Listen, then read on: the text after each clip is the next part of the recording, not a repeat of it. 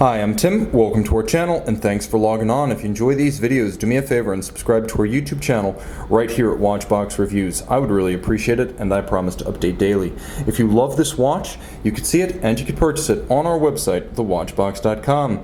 And today, it is my privilege to present one of the finest watches I have ever presented on this channel. In fact, it's one of the finest watches I have ever encountered, whether in our collection, at a trade show, another dealer, or on a wrist.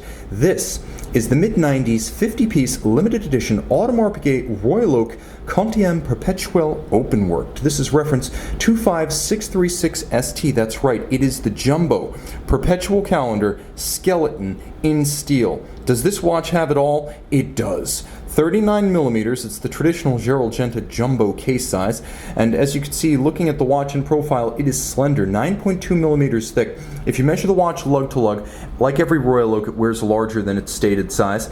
The dimensions are 48.8 millimeters from lug to lug, but if you measure the intermediate links, these two tiny links outboard, they're called the plots, you wind up with a broader stance across the wrist, a rather substantial 52.3 millimeters. So keep in mind that if you're thinking of this as a conventional 39 millimeter watch, you are a bit remiss. This is a timepiece that needs to be considered more like a 41 in terms of how it wears.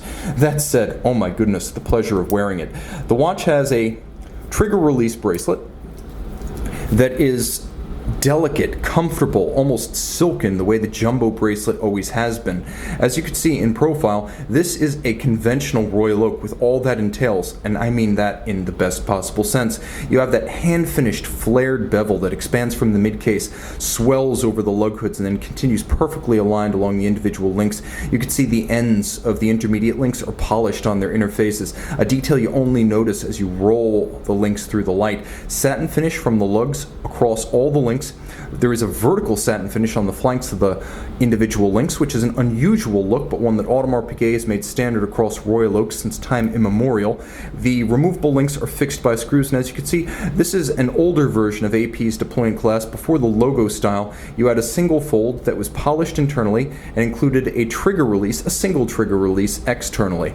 The timepiece has a slender profile, and as you can see, this is built on the bones of the true jumbo, the ultra thin, because it features a monoblock case. You can see how the case back is one and the same as the mid case. There's not a separate case back to come off. This is the original system that Gerald Genta envisioned, and as you can see, there's a little notch on the top of the crown so that everything, including the stem, loads from the front. The watch is a monoblock case and a front loader. Hexagonal crown, as ever, matching the hexagonal white gold bezel bolts inside an octagonal rounded bezel designed to evoke Royal Navy warships of the name Royal Oak. Polished flanks, satin finished top, and as you can see, all of the individual bolts, they are not screws, they are bolts, are aligned around the dial in a ring. Now here's where things get a little bit crazy.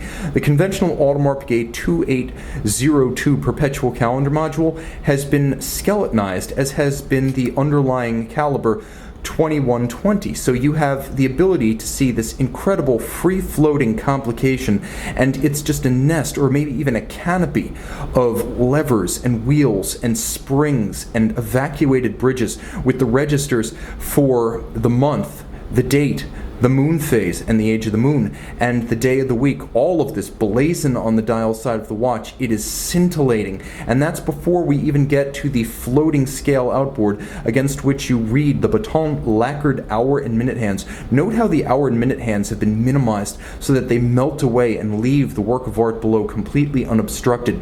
Everything on the dial side is hand finished. Now let's turn it over. I'm going to do my best to show you the movement because it's even more impressive than the dial.